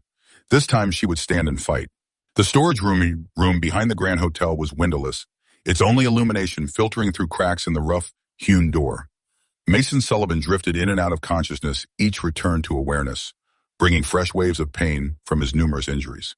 His hands were bound behind him, secured to a support beam that prevented him from finding any comfortable position. He had lost track of time in this lightless prison. Hours, days, the periods of unconsciousness made it impossible to know with certainty. What he did know was that his situation was dire. The bullet wound in his side, though not immediately fatal, continued to seep blood despite the crude bandage his captors had applied, not from compassion, but to keep him alive for questioning. Footsteps approached, accompanied by the jingle of keys. Mason tensed involuntarily, muscles protesting the movement. The door swung open momentarily, blinding him with lantern light. "Still with us, I see," came a cultured voice that Mason had come to recognize. Garrett Calhoun's man. "Most impressive constitution, Mr. Sullivan. Or should I say, Mr. Sinclair?" Mason remained silent, conserving his strength. He had maintained this silence through previous interrogations, revealing nothing about Eleanor's whereabouts or their plans. This had earned him several brutal beatings from Garrett's men, but Mason had endured worse in his life. Garrett placed the lantern on a crate and studied Mason with clinical detachment. Unlike his rougher associates, Garrett was impeccably dressed, his tailored suit and manicured hands more befitting a Chicago boardroom than a frontier town. "Your stubbornness, while admirable, is ultimately futile." Garrett continued, pulling up a chair. "The woman will be found. Judge Montgomery has deputies searching every homestead and trail within 50 miles. He leaned forward, his cold eyes reflecting the lantern flame. "The only variable is whether you'll still be breathing when we find her." Mason met his gaze without flinching. "Go to hell." A thin smile curved Garrett's lips. "Already been there, Mr. Sinclair. Chicago winters." He adjusted his cuffs with fastidious care. "I'm offering you a business proposition. Tell us where the winter woman is likely heading, and I'll ensure your death is quick. Continue your silence, and things will become considerably more unpleasant." When Mason again offered no response, Garrett sighed and stood. "Very well. Perhaps a demonstration of our seriousness is in order." He moved to the door, opening it to admit two burly men. "Make him reconsider his position, but keep him conscious and capable of speech." Garrett exited as the men approached, cracking their knuckles with anticipatory pleasure. Mason steeled himself for what was to come, focusing his mind on a single thought that had sustained him through his captivity. Eleanor had escaped. Whatever happened to him now, he had succeeded in his most important task, protecting her long enough to get away. As the first blow landed, Mason retreated deep within himself to a place he had discovered during the war, where pain became distant and endurable. He would reveal nothing, would die first. It was a strange comfort, this certainty. After 15 years of carrying the weight of Mary's death, of questioning whether he could have saved her here, was one life he had definitively protected. One act of atonement that could not be undone, regardless of what followed. Across town in Martha Chen's back room, Eleanor paced restlessly, unable to remain still, while Mason's fate hung in the balance. Martha had been gone for hours, the afternoon light now fading toward evening with no sign of her return. Every passing minute increased the likelihood that Mason was suffering, perhaps dying in Montgomery's custody. The sound of the rear door opening brought Eleanor spinning around, hand instinctively moving to the Colt concealed beneath her borrowed dress. She relaxed slightly at the sight of Martha, though tension returned at the grim expression on the older woman's face. "It's him," Martha confirmed without preamble. "They're holding him in the storage room behind the hotel. I couldn't get close, but I saw them bringing food and water. He's alive, at least for now." "Thank God." Eleanor breathed relief and renewed fear warring within her. "Did you learn anything about Garrett's papers? Or find help?" Martha nodded, removing her shawl and hanging it beside the door. "Garrett keeps a leather portfolio with him at all times. Takes it to meetings with the judge, brings it back to his room. Whatever's in it, he values it highly." She moved to the stove, stirring a pot of stew that had been simmering in her absence. "As for help, yes, limited but trustworthy." "Who?" Eleanor asked eagerly. "Samuel Weathers, runs the livery stable." Martha spooned stew into bowls as she spoke. "His daughter was taken 3 years ago, 12 years old. Told she was being sent to a special school in Denver. Never heard from again. Sam's been searching ever since, though most folks think he's half crazy with grief." Eleanor accepted the bowl Martha offered, though her appetite had vanished. "He believes his daughter was trafficked. Like the children I saw." "He suspects," Martha corrected. "Has nothing solid, just a father's instinct that something wasn't right. The judge handled the paperwork, everything legal and proper on the surface." She sat across from Eleanor, her expression somber. "When I told him about your discoveries in Chicago, it confirmed what he's feared all along. Will he help us free Mason?" Martha nodded. "He'll create a diversion tomorrow at noon, something to draw attention to the main street away from the back of the hotel." She held Eleanor's gaze steadily. "But that's only half the problem. Even if we free Mason, we still need evidence against Montgomery and Calhoun. Without it, we're just fugitives with accusations no one will believe." "Garrett's portfolio," Eleanor concluded, understanding Martha's implication. "We need to get it while everyone's distracted by the diversion." "Yes, and quickly. Once Mason's escape is discovered, Garrett will be on high alert." Martha sipped her tea thoughtfully. "We'll need to split our efforts. One of us freezes Mason, one retrieves the portfolio." The decision seemed obvious to Eleanor. "I'll get the portfolio. You help Mason." Martha raised an eyebrow. Are you certain breaking into Gary Waite's room will be dangerous, if caught? I know the significance of what we're looking for, Eleanor interrupted firmly. The names, the transactions, what they mean. You might miss something crucial. She set down her barely touched stew. Besides, Mason knows me. In his condition, he might fight a stranger trying to help him escape. Martha considered this logic, then nodded slowly. Very well. We'll proceed as you suggest. She reached into her pocket, withdrawing a small brass key. This opens the service door at the back of the hotel. I persuaded the young man who cleans the rooms to lend it to me. Eleanor accepted the key, impressed by Martha's resourcefulness. How will we get Mason out of town afterward? He's likely in no condition to ride. Sam has a covered wagon prepared. He'll meet us at the edge of the town on the North Road. Martha's expression turned grave. But understand this, Eleanor. Even if everything goes perfectly, if we free Mason, obtain evidence, and escape redemption, we still face a dangerous journey to reach authorities beyond Montgomery's influence. The territorial governor in Santa Fe, Eleanor nodded. Mason mentioned him before. It's over 100 miles, Martha warned. Through rough country with Montgomery's men likely in pursuit. Eleanor straightened, a calm determination settling over her. Then we'd best succeed tomorrow. For Mason, for Samuel Weathers' daughter, and for all the children that's still suffering under Calhoun's control. Martha studied Eleanor with newfound respect. You've changed since Mason found you beneath that tree. Yes, Eleanor agreed simply. I have. The remainder of the evening was spent in careful planning. Martha sketched the hotel's layout from memory, marking Garrett's corner room and the storage area where Mason was being held. They discussed timing contingencies and rendezvous points with the methodical precision of military strategists rather than a frontier apothecary and a former governess.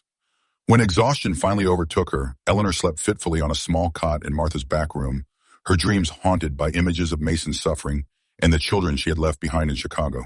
She woke before dawn, a sense of purpose driving her from the thin mattress, despite her body's protest for more rest. Martha was already awake, preparing a bitter-smelling concoction at her workbench. Medicinal herbs, she explained, noticing Eleanor's questioning glance. For Mason, to combat infection and provide some strength. Will it be enough? Eleanor asked, thinking of Mason's likely injuries. Martha's expression remained carefully neutral. It will have to be until we can reach proper medical care. She secured the mixture in a small pouch, then turned to face Eleanor directly. Are you certain you want to proceed? There's still time to reconsider. The question gave Eleanor pause, not because she doubted her resolve, but because she recognized the weight of the choice before her. She could still walk away, disguise herself, start anew somewhere far from Montgomery's reach. Survival alone would be easier than the dangerous path of justice they were about to attempt. Yet the thought of abandoning Mason after all he had sacrificed was unconscionable. And beyond that personal loyalty lay a deeper obligation to the children, whose faces still haunted her dreams, to Samuel Weathers' lost daughter, to all those victimized by powerful men who believed themselves beyond accountability. I'm certain, she said with quiet conviction. Some things are worth any risk. Martha nodded, a hint of approval in her eyes. Then let's prepare. The morning passed in final preparations. Eleanor practiced picking locks under Martha's surprisingly knowledgeable tutelage. My late husband had unusual skills before he became a doctor, Martha explained with a rare smile. Not all were strictly medical. By mid-morning they were ready. Eleanor had changed into the plain dress of a hotel maid, her hair tucked beneath a simple cap. The Colt revolver was secured in a specially sewn pocket, accessible but hidden from casual observation. In a small satchel, she carried lockpicks and a canvas pouch for whatever documents they might find in Garrett's portfolio. Remember, Martha said as they prepared to leave separately. Noon exactly. Not before. We need the diversion in place before either of us moves. Eleanor nodded, her throat suddenly dry with anticipation. I'll see you at the North Road with Mason and the evidence. Martha squeezed her hand briefly, a gesture of solidarity that required no words, then slipped out the back door, heading toward the hotel by a circuitous route that would avoid attention. Eleanor waited 10 minutes before following as they had planned. She kept her head down, shoulders slightly hunched, in the posture of a woman accustomed to menial work and hoping to avoid notice. The busy main street of Redemption swirled around her, merchants hawking wares, cowboys emerging bleary-eyed from saloons after nights of drinking, respectable townsfolk going about their daily business. Among them walked deputies and hired guns, their eyes scanning for strangers, for anyone who might be harboring a fugitive or resembling Eleanor's description. She passed one such man outside the general store, her heart hammering in her chest. But his gaze slid over her without interest, just another anonymous working woman in a town full of them. The Grand Hotel stood at the far end of the main street, its two-story facade attempting a dignity beyond its frontier surroundings. Eleanor approached from the side alley locating the service entrance Martha had described. At precisely 11:30, she slipped inside, using the borrowed key to access the back stairs that serviced the upper floors. The second-floor hallway was empty when Eleanor emerged, the thick carpet muffling her footsteps as she moved toward the corner room Martha had identified as Garrett's. She passed a maid pushing a cleaning cart, offering a brief nod of acknowledgement that was returned without suspicion. The invisible recognizing the invisible, both beneath the notice of those they served.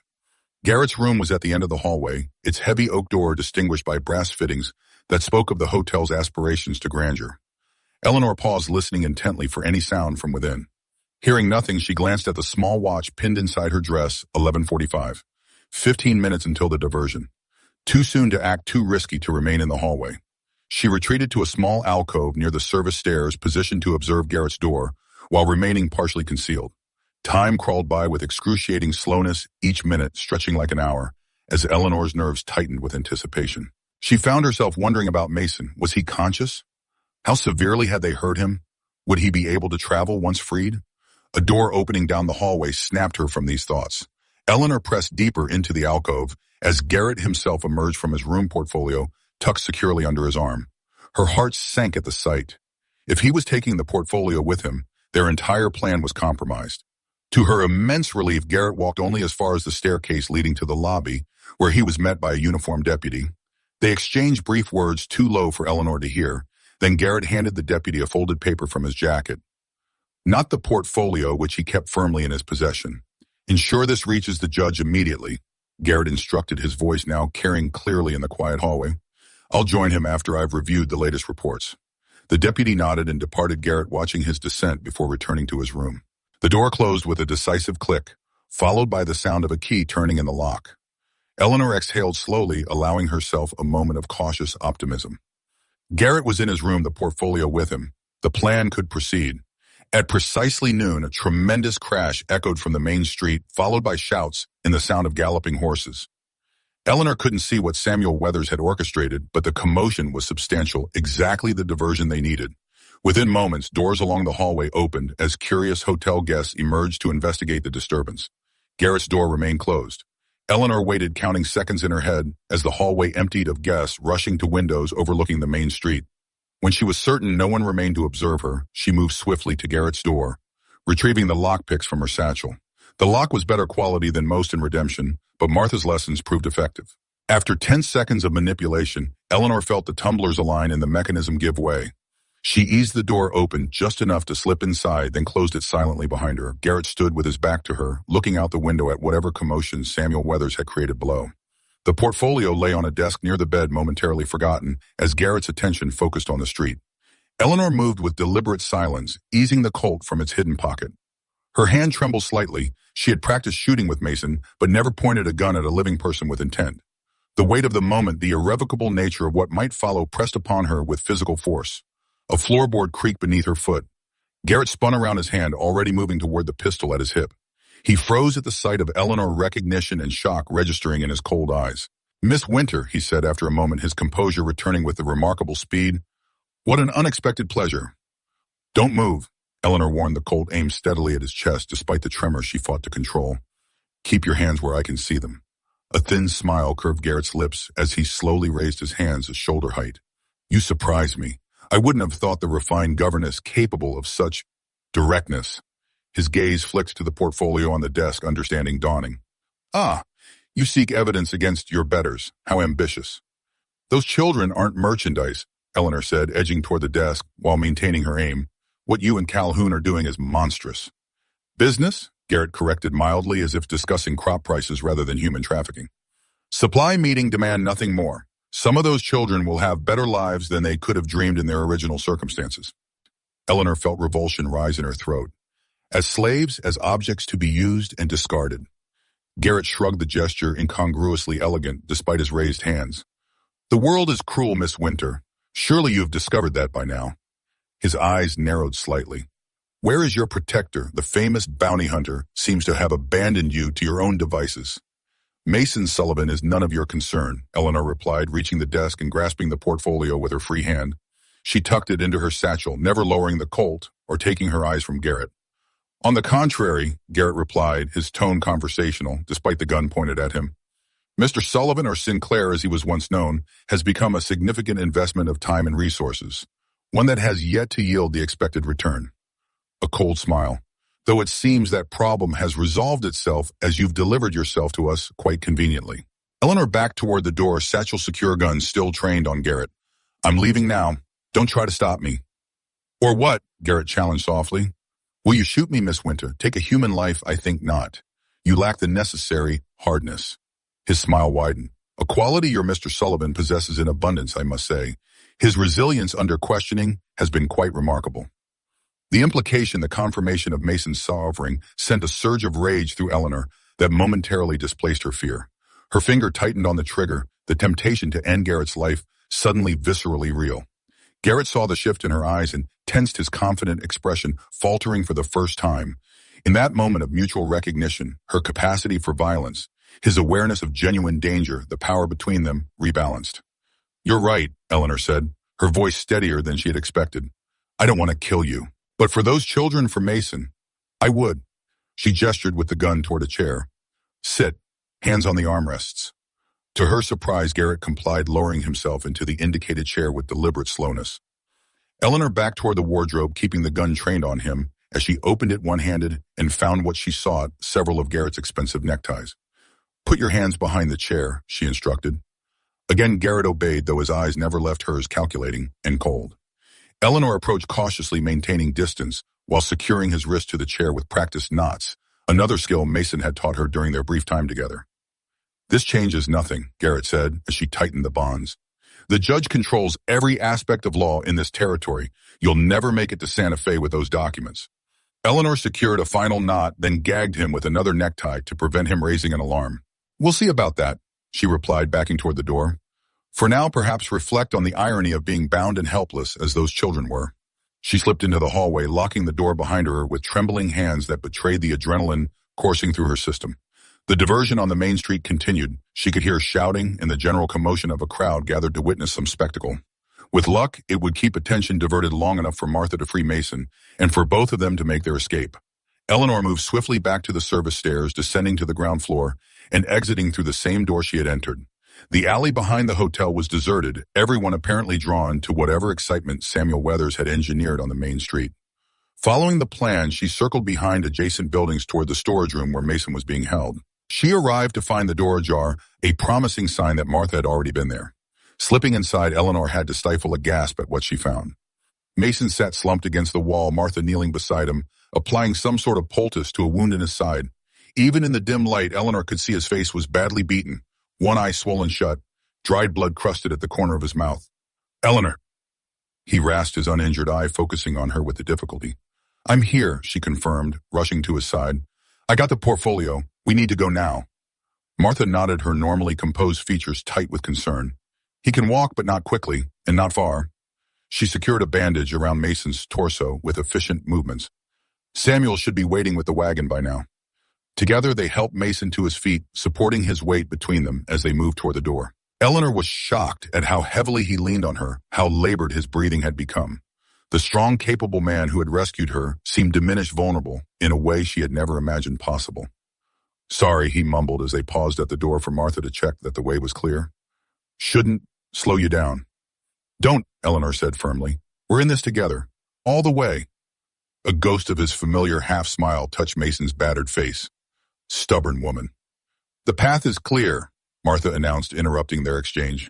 But we must hurry. The diversion won't last much longer.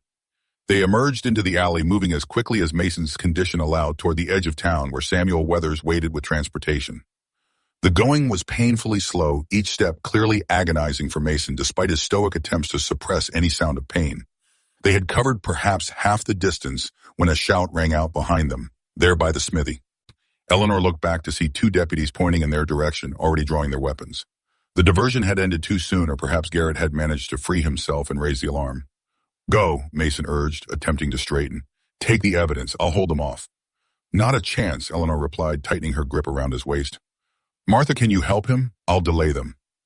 Before either could protest, Eleanor slipped from under Mason's arm, drawing the Colt and moving to position herself between their small group and the approaching deputies. She ducked behind a water trough, using it as cover as she aimed carefully and fired a warning shot that kicked up dust at the deputies' feet. They scattered, diving for cover of their own, momentarily halted in their pursuit. Eleanor used the opportunity to fire twice more, not aiming to hit, but to keep the men pinned down, while Martha continued helping Mason toward the rendezvous point. The delay bought precious seconds, but Eleanor knew it wouldn't last. Already she could see more figures converging from other directions, the alarm spreading through town. She fired her remaining shots, then ran to catch up with Martha and Mason, who had made surprisingly good progress toward the north road. Almost there, Martha encouraged, her face shining with exertion. Just beyond those trees. As promised, a covered wagon waited in a small clearing, a nervous-looking man with a graying beard at the reins. Samuel Weathers, presumably.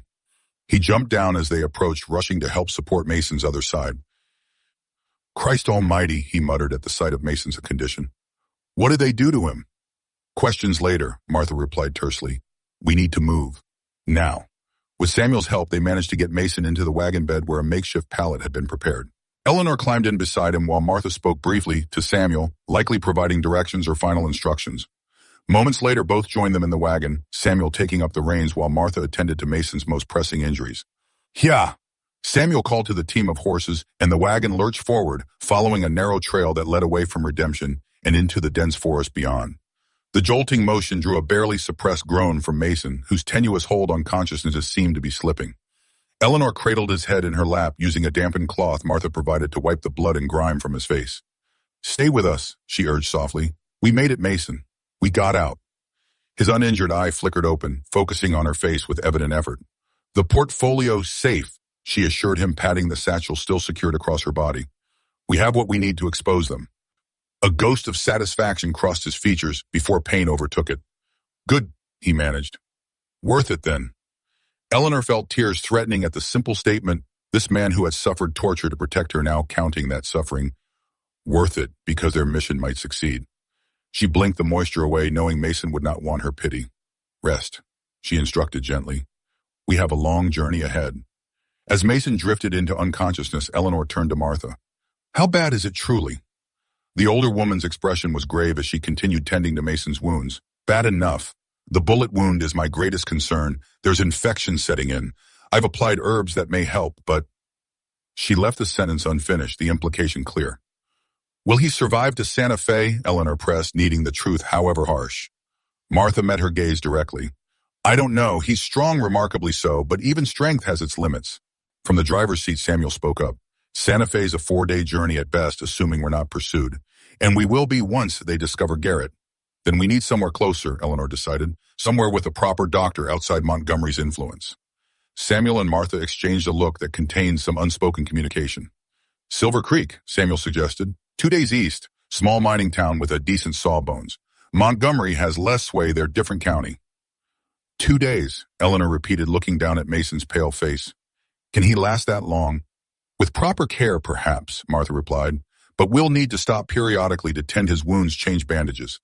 That slows our progress and increases the risk of capture. Eleanor squared her shoulders, a decision forming. Then we split up, she said firmly.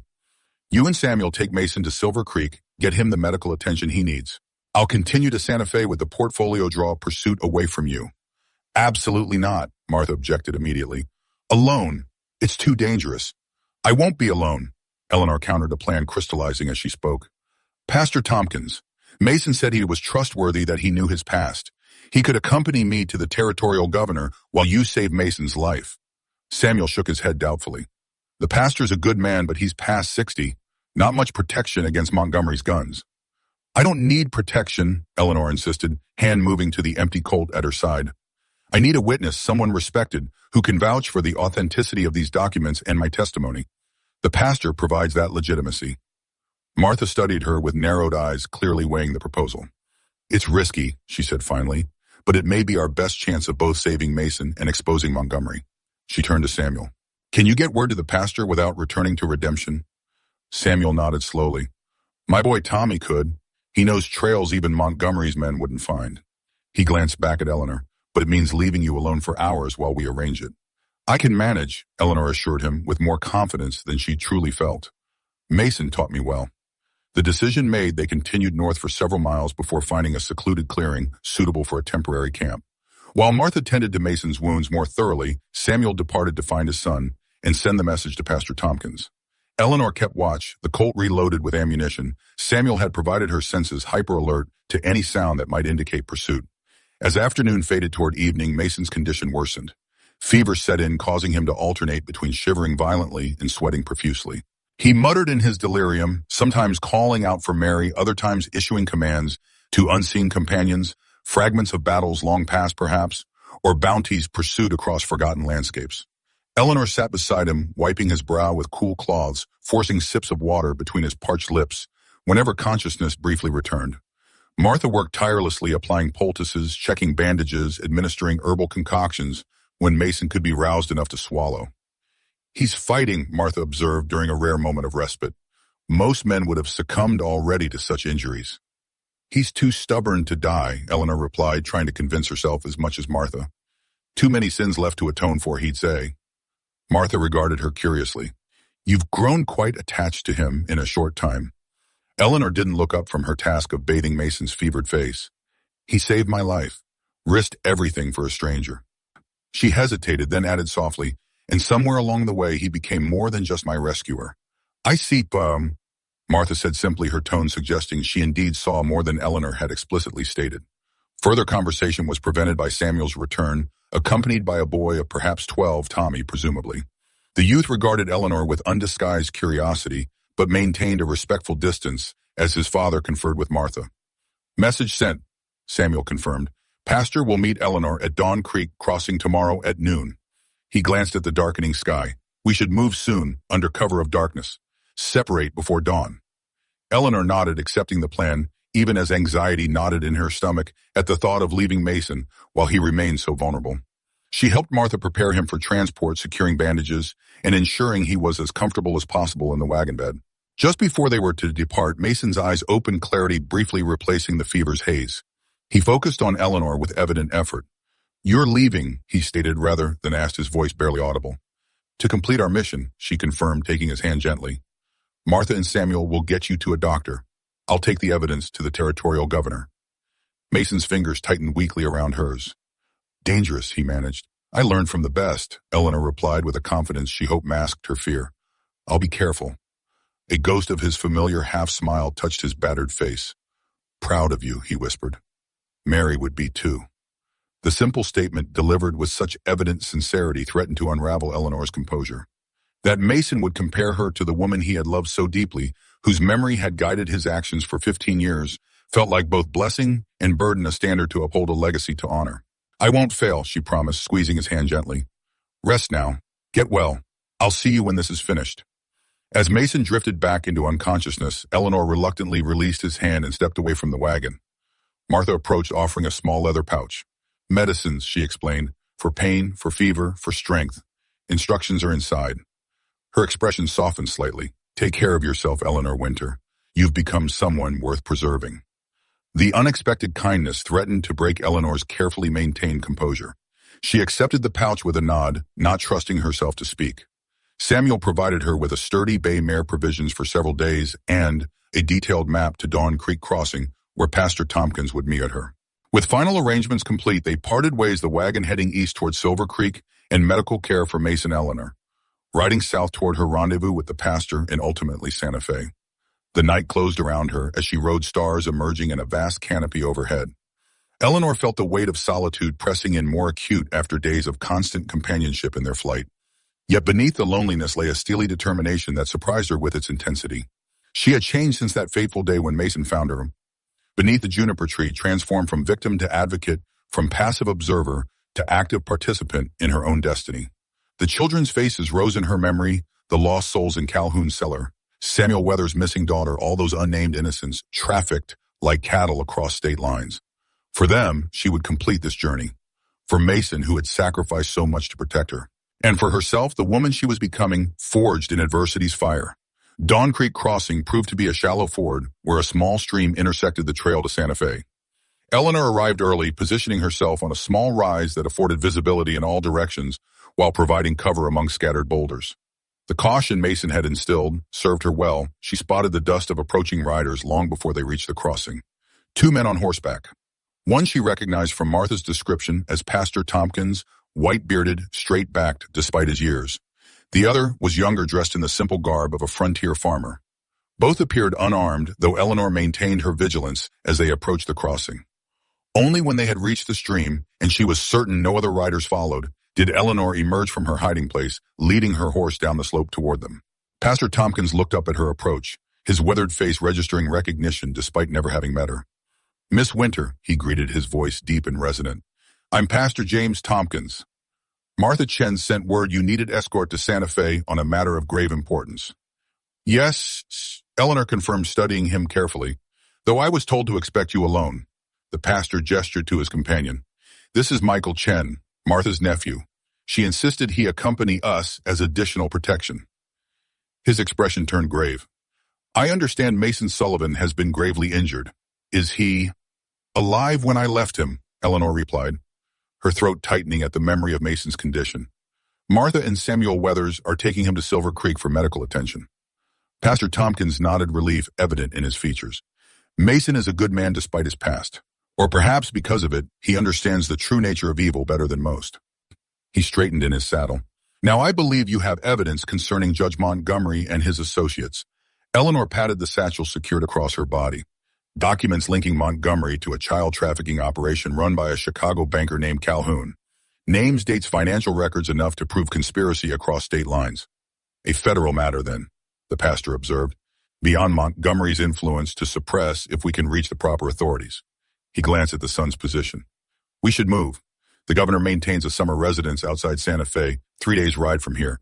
If we push hard, we might reach it by nightfall of the third day." As they prepared to depart, Eleanor felt a curious mixture of emotions, fear certainly, but also hope, determination, even a certain grim satisfaction. The journey ahead remained dangerous, the outcome uncertain.